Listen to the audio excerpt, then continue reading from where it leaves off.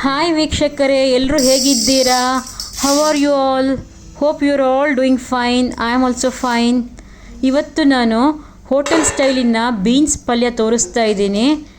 ಸಿಂಪಲ್ಲೇ, but ಮಾಮೂಲಿ ಈರುಳ್ಳಿ ಹಾಕಿ ಮಾಡೋ ಟೇಸ್ಟ್ಗಿಂತ ಸ್ವಲ್ಪ ಚೇಂಜ್ ಆಗಿತ್ತು. ನಾನು ತುಂಬ ಥರಾವರಿ ಅಡುಗೆಗಳನ್ನು ಮಾಡೋದಿಲ್ಲ. ಮಾಡೋ ಅಡುಗೆಯಲ್ಲೇ ಸ್ಪೈಸಸ್ಸನ್ನು ಸ್ವಲ್ಪ ಹೆಚ್ಚು ಮೇಲೂ ಕಮ್ಮಿ ಮಾಡಿ ಅಥವಾ ಇನ್ನೊಂದು ಸ್ವಲ್ಪ ಎಕ್ಸ್ಟ್ರಾ ಆ್ಯಡ್ ಮಾಡಿ ಒಂದು ಸ್ಪೆಷಲ್ ರೀತಿಯ ಅಡುಗೆಗಳನ್ನು ಮಾಡ್ಕೊಳ್ಳೋದ್ರಲ್ಲೂ ಒಂದು ಮಜಾ ಇರುತ್ತೆ. ನನಗೇನೋ ಇದು ಹೋಟೆಲ್ ಸ್ಟೈಲಲ್ಲಿ ನೋಡಿದ್ದೀನಿ ವೀಡಿಯೋಗಳನ್ನ, ಅದ್ರ ಥರನೇ ಮಾಡಿದೆ. ನಿಜವಾಗ್ಲೂ ಮಾಮೂಲಿ ಬೀನ್ಸ್ ಪಲ್ಯಗಿಂತ ಚೆನ್ನಾಗೇ ಬಂದಿತ್ತು.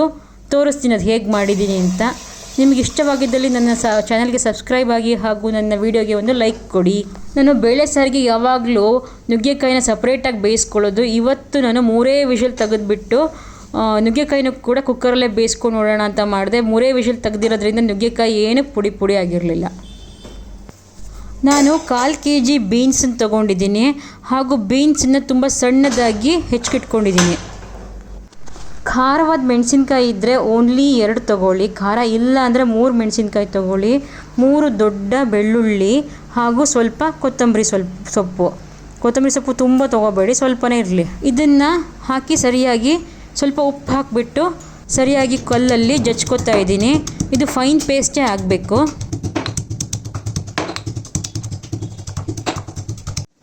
ಇದಕ್ಕೆ 4 ರಿಂದ 5 ಪೀಸು ಕೊಬ್ಬರಿ, ಉದ್ದನೆಯ ಪೀಸ್ಗಳನ್ನು ಹಾಕಿ ಸರಿಯಾಗಿ ಜಜ್ಕೋತಾ ಇದ್ದೀನಿ. ಜಾಸ್ತಿ ಕೊಬ್ಬರಿ ಹಾಕೋ ಹಾಗೇ ಇಲ್ಲ, ಇಷ್ಟೇ ಹಾಕಬೇಕು 1/4 kg ಬೀನ್ಸ್ ಇದ್ದರೆ.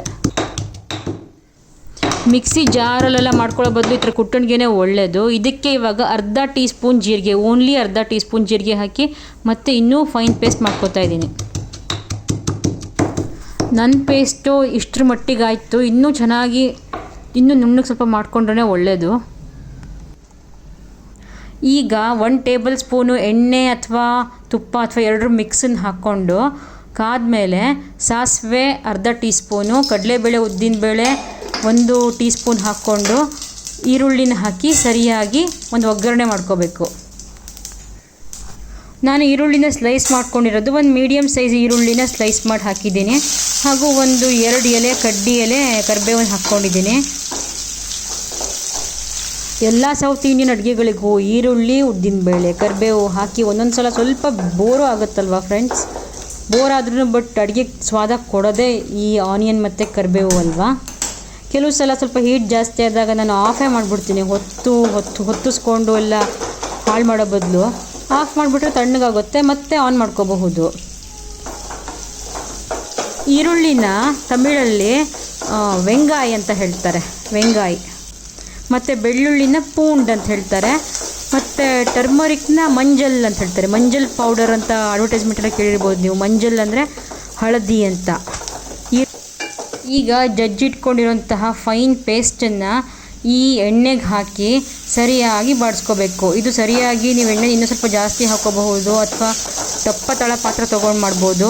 ಸ್ವಲ್ಪ ಕ್ಲೀನಾಗಿ ಅದು ಒಳ್ಳೆಯ ಒಗ್ಗರಣೆ ಆಗಬೇಕು. ಎಲ್ಲ ಎಣ್ಣೆ ಇಲ್ಲದ್ರದ್ದು ರಸ ಬಿಡಬೇಕು. ಆ ಥರ ನೀವು 5 ನಿಮಿಷ ತನಕ, 5 ರಿಂದ 7 ಅಥವಾ 10 ನಿಮಿಷ ತನಕನೂ ಅದನ್ನು ನೀಟಾಗಿ ಆಡಿಸ್ಕೋಬೇಕು.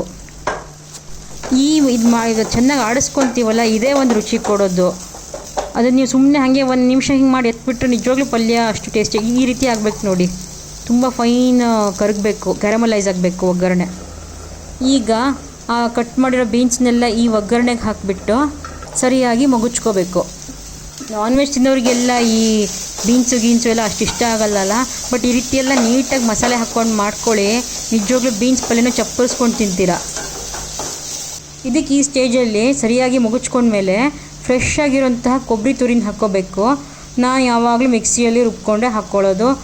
ಯಾಕಂದರೆ ನಮ್ಮ ಮನೇಲಿ ತೆಂಗಿನಕಾಯಿ ಫ್ರೆಶ್ ಆಗಿ ಇರೋದಿಲ್ಲ ಮತ್ತು ತೆಂಗಿನಕಾಯಿ ಯೂಸ್ ಮಾಡೋದು ಕಡಿಮೆ. ಹಾಗಾಗಿ ನಾನು ಈ ಥರನೇ ಮಾಡಬೇಕಾಗಿ ಬರುತ್ತೆ. ಸೊ ಇವಾಗ ಬರೋಬ್ಬರಿ ಅರ್ಧ ಕಪ್ ನೀರು ಹಾಕಲೇಬೇಕು, ಯಾಕಂದರೆ ಬೀನ್ಸ್ ಬೇಕಲ್ವ. ಆನಂತರ ಗಪ್ಪಿಗೆ ವೆಯ್ಟ್ ಇಟ್ಟು ಮುಚ್ಚಿಟ್ಬಿಟ್ರೆ ಇದು ಆಫ್ಟರ್ 10 ಮಿನಿಟ್ಸು ಒಂದು ಹದವಾದ ಪಲ್ಯ ಆಗೋಗಿರುತ್ತೆ. ಇದಕ್ಕೆ ಬೇರೆ ಯಾವ ಪುಡಿ ಹಾಕೋ ಅಗತ್ಯ ಇಲ್ಲ. ಖಾರದ ಪುಡಿ ಅಂತೂ ಹಾಕಲೇಬೇಡಿ, ಮೆಣಸಿನ್ಕಾಯಿನೇ ಖಾರದ ಎಫೆಕ್ಟ್ ಕೊಡ್ತಾ ಇರುತ್ತೆ. ಮತ್ತು ಉಪ್ಪು ಹಾಕ್ಕೊಳ್ಳಿ ರುಚಿಗೆ ತಕ್ಕಷ್ಟು. ಇದು ಸಿಂಪಲ್ ಬೀನ್ಸ್ ಪಲ್ಯನೇ ಇರಬಹುದು, ಬಟ್ ಮೆಣಸಿನ್ಕಾಯಿ ಕೊಬ್ಬರಿ ಅದೆಲ್ಲ ಸ್ವಲ್ಪ ಚೆನ್ನಾಗಿ ಕುಟ್ಕೊಂಡು ಹಾಕ್ಕೊಂಡಿರೋದ್ರಿಂದ ನಿಜವಾಗ್ಲೂ ಚೆನ್ನಾಗಿತ್ತು ಟೇಸ್ಟು. ನೀವು ಬೇಕಿದ್ರೆ ಒಂದು ಪಿಂಚ್ ಜಿಂಜರ್ನ ಕೂಡ ಹಾಕ್ಕೋಬೋದು. ಓನ್ಲಿ ಪಿಂಚ್ ಜಿಂಜರ್ ಹಾಕ್ಕೊಂಡ್ರೂ ಕೂಡ ಸೂಪರಾಗಿರುತ್ತೆ ಟೇಸ್ಟು. ಹಾಗೂ ಕೊನೆಗೆ ನಿಮ್ಮ ಪಲ್ಯಕ್ಕೆ ತಕ್ಕ ಹಾಗೆ ಅನುಗುಣವಾಗಿ ನೀವು ನಿಂಬೆಹಣ್ಣನ್ನು ಹಿಂಡ್ಕೋಬೇಕು. ಅಲ್ಲಿಗೆ ಬೀನ್ಸ್ಗೆ ಹಸಿಮೆಣಸಿನ್ಕಾಯಿಂದ ಖಾರ ಸಿಕ್ತು ಹಾಗೂ ನಿಂಬೆಹಣ್ಣಿಂದ ಹುಳಿ ಸಿಕ್ತು. ಉಪ್ಪು ಖಾರ ಹುಳಿ ಎಲ್ಲ ಸೇರಿದ್ರೇ ಒಂದು ಪಲ್ಯ ಅಥವಾ ಯಾವುದೇ ಒಂದು ಡಿಶ್ಶು ಸೂಪರಾಗಿ ಆಗುವಂಥದ್ದು. ಮೀನ್ ಟೈಮ್ ನಾನು ನನ್ನ ಬೇಳೆ ಸಾರನ್ನು ಮಾಡ್ಕೋತಾ ಇದ್ದೀನಿ. ನುಗ್ಗೆಕಾಯಿನ ಬೇಳೆ ಸಾರು. ಇದಕ್ಕೆ ಬೇಳೆ ಸಾರಿನ ಪುಡಿ, ಖಾರದ ಪುಡಿ ಅಷ್ಟೇ ಹಾಕೋದು, ಬೇರೆ ಇನ್ನೇನೇನೋ ಹಾಕೋದಿಲ್ಲ. ಸಿಂಪಲ್ ಬೇಳೆ ಸಾರಿದು.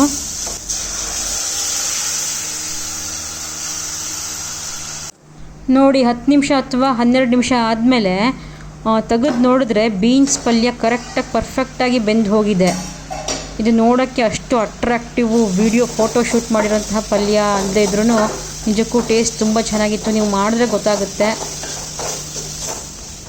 ನನ್ನ ಚಾನಲ್ಗೆ ಸಬ್ಸ್ಕ್ರೈಬ್ ಆಗಿ. ಮಧುವನ ಕರೆದರೆ ತನು ಮನ ಸೆಳೆದರೆ ಶರಣಾಗು ಬಾದರೆ. ಮಧುವನ ಕರೆದರೆ ತನು ಮನ ಸೆಳೆದರೆ ಶರಣಾಗು ಬಾದರೆ.